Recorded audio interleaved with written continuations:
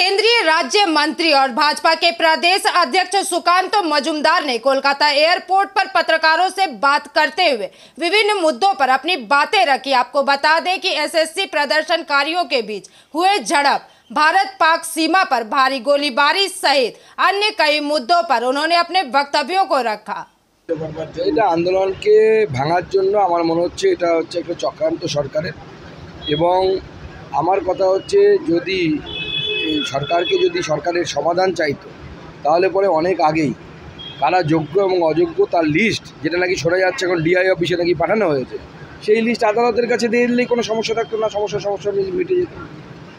সীমান্ত রেখা বরাবর ব্যাপক গোলাবর্ষণ হচ্ছে, তাংধার সেক্টরে শুরু হয়েছে হেভি সেলিং।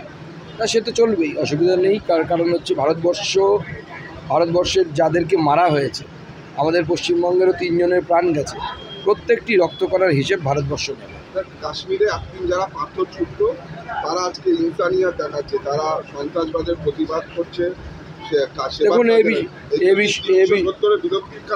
এ বিষয়ে কোনো সন্দেহ নেই যে 370 ধারা বিলোপ করার পর কাশ্মীরের যে পরিবেশ, সেই পরিবেশের উন্নতি হয়েছে, এবং সেই জন্য ডেসপারেট হয়ে গেছিলো এই সন্ত্রাসবাদীরা।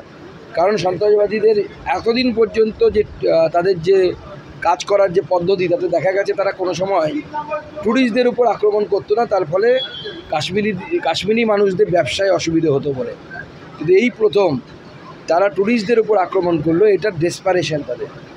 এই ডেসপারেশনটা কেন?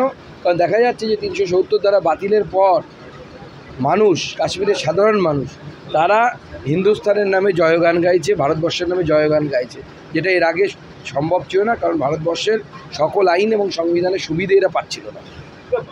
যে পেহেলগাঁওয়ে যে জঙ্গি হানা হয়েছে, সেই জঙ্গি হানায় পাকিস্তানের সেনাপ্রধান আসিম মুনির হাত রয়েছে, এমনটাই কিন্তু দেখুন, যার হাত থাকুক, প্রত্যেককে শাস্তি দেওয়া হবে, চিন্তার কোনো কারণ নেই। ভারতবর্ষ যা করার এমন অবস্থা করবে পাকিস্তানকে। Bureau report, PVTV news.